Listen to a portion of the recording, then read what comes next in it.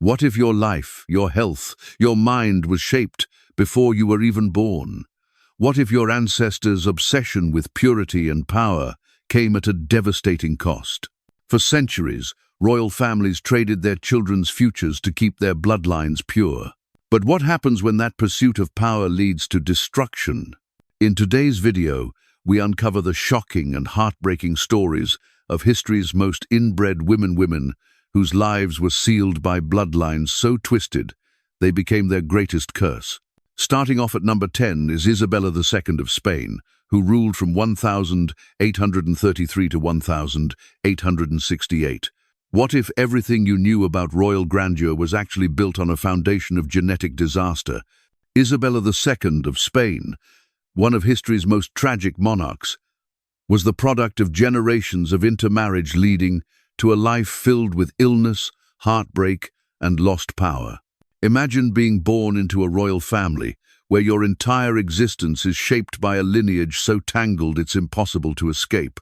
Isabella was expected to bring glory to her kingdom, but her life was defined by a tragic curse, the result of her family's desperate pursuit of pure bloodlines. From the moment she was born, Isabella's health began to deteriorate, and the joy of her birth quickly turned to sorrow. But what if her family's darkest secrets were hidden deep within their bloodline?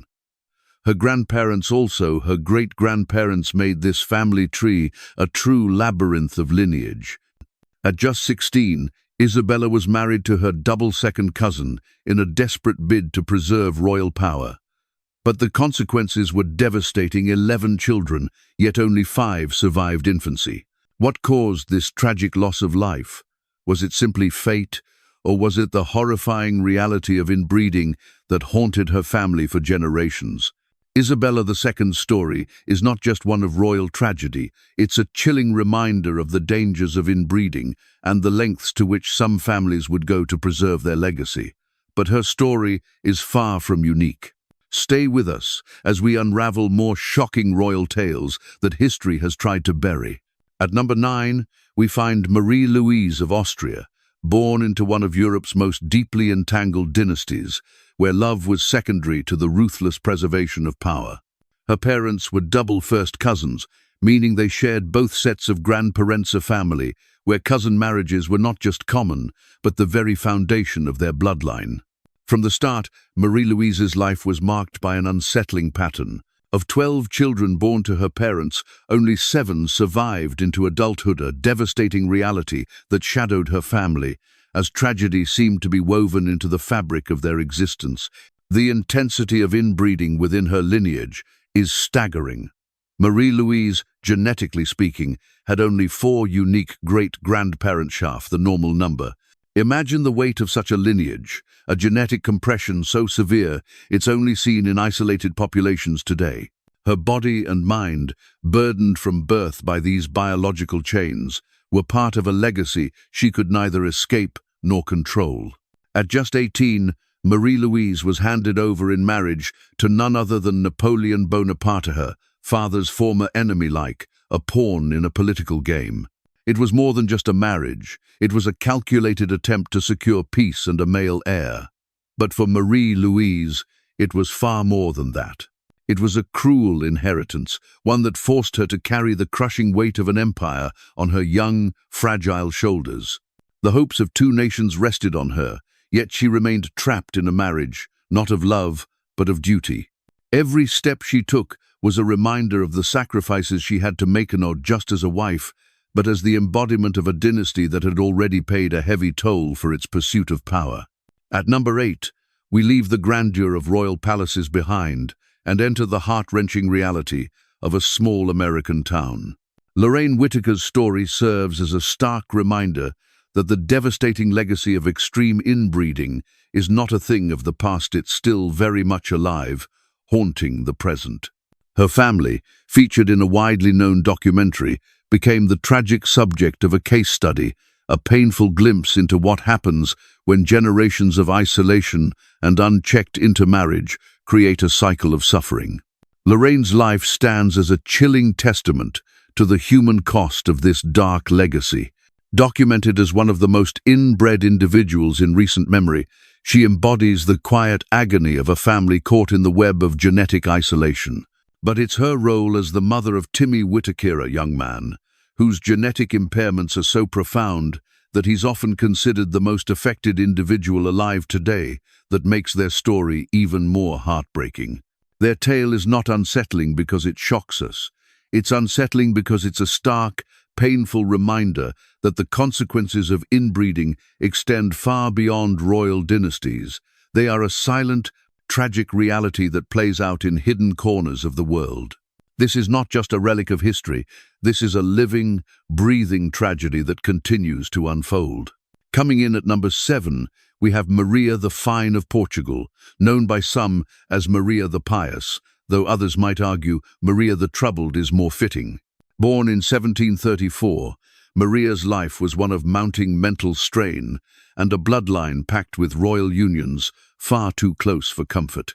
Her parents, King Joseph I of Portugal and Maria Anna of Spain, were the 16th Iberian royal couple, joined by close intermarriage, and that wasn't the end of it. Maria herself, under pressure to maintain the family name, made a decision that sealed her legacy. She married her own uncle. The results were as tragic as they were predictable. Half of her children didn't survive, with genetic complications likely playing a major role. As she aged, Maria's mental state deteriorated until she was deemed unfit to rule. Her story is one of royalty undone, not by war or rebellion, but by the invisible toll of genetic repetition. At number 6, we find the heartbreaking saga of Louise Elizabeth Dorlean, a woman whose entire life reads like a Gothic novel written in blood and sorrow. Born into a deeply dysfunctional royal arrangement, her father was forced to marry his own cousin, an illegitimate daughter of King Louis XIV. As the eldest surviving child of that union, Marie-Louise had no real choice in her future. She was married off again to another cousin, Prince Charles of Berry. The result, 3 children, none of whom survived childhood. Whether it was the overwhelming weight of inbreeding or another curse of circumstance, history can't say for sure. What we do know is that Marie-Louise turned to alcohol at an astonishingly young age. Reports say as early as 14. Was it a cry for help or a way to cope with the heavy hand dealt to her? Either way, her legacy is a tragic tale of dynastic duty gone horribly wrong. At number 5, we turn to a lesser-known but deeply fascinating royal figure, Princess Alexia of Greece. Born in 1965, her story bridges the fading tradition of royal unions and the lasting echoes of aristocratic inbreeding. She and her 4 siblings came from one of the last significant royal marriages between a sitting king and a royal princess. But there was more to this union than romantic headlines. Her parents, Queen Anne-Marie of Denmark and King Constantine II of Greece, weren't just royal, they were closely related, not once but twice over. They were second cousins and third cousins, creating a double bond that was as political as it was personal, and their family trees were knotted and heavy. Constantine's great-grandparents were siblings, and one of his grandmothers was also the sister of his great-grandfather. Anne Marie's ancestry carried its own tangled legacy. Though their marriage appeared loving, their close genetic ties ensured that their children, including Alexia, were partially inbred, much like the famously related British royals Queen Elizabeth II and Prince Philip. A modern royal tale rooted in a very old tradition.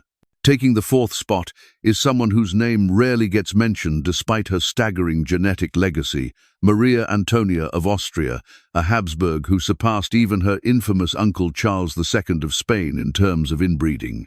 While Charles is often cited as the ultimate example of the Habsburgs' genetic downfall, Maria Antonia's family tree makes his look simple. Her ancestry wasn't a tree at all. It was more like a dense, looping vineyard tangle of repeated names and repeated marriages. Some have gone as far as calling it a genetic circle rather than a lineage.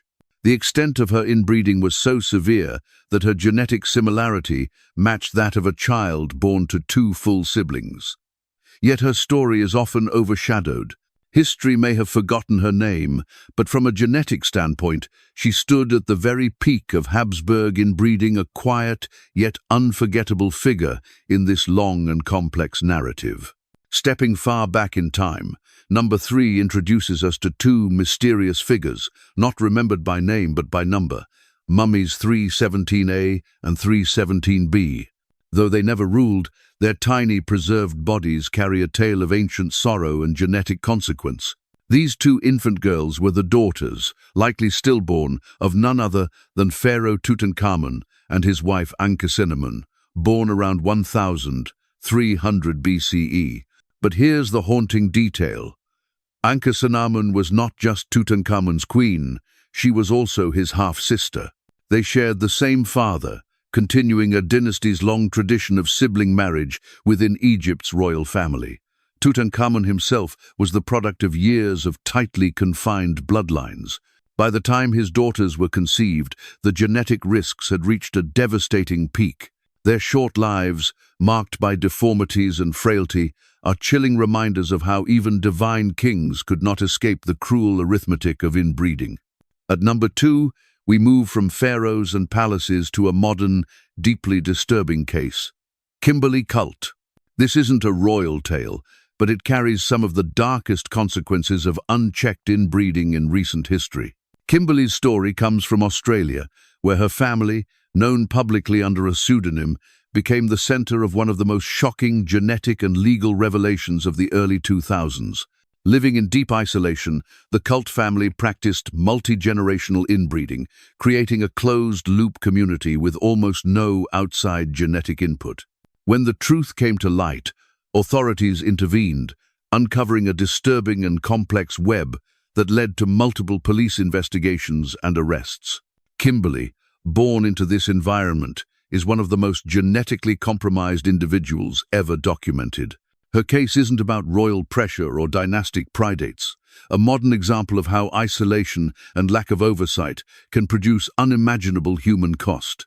And now, at the top of the list, Cleopatra II Philopator, the woman who, more than anyone else, was the living embodiment of the harrowing consequences of calculated inbreeding used for political power. Forget the romanticized image of Cleopatra so often depicted in films. This Cleopatra was no mere fantasy figures. He was the very personification of dynastic obsession. Though she ruled Egypt, her bloodline was entirely Greek-Macedonian, descended from the Ptolemaic dynasty, which meticulously practiced brother and uncle, niece marriages to ensure power remained tightly concentrated and pure. Cleopatra II's life was shaped by the crushing weight of this unrelenting tradition. Her parents were siblings, her grandparents were siblings. Her own siblings, in an agonizing cycle of genetic repetition, married each other until she was left to rule alone, a product of generations of entwined bloodlines. She was not just a monarch, she was a living monument to the strategy of bloodline preservation, powerful yet burdened by the invisible chains of her family's ambition. Even her name, borrowed from a rare Syrian princess, served as one of the few hints that any outsider was ever allowed entry into her family's insular world. Cleopatra II wasn't just a royal figure.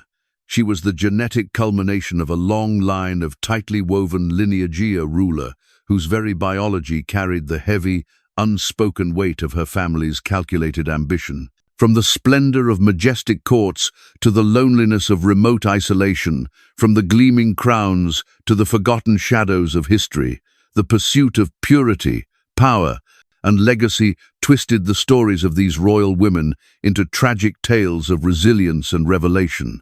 Their lives remind us that history is shaped not only by the forces of politics or war, but also by the invisible, often unseen hands of biology, blood, and legacy, untold cost of dynastic ambition.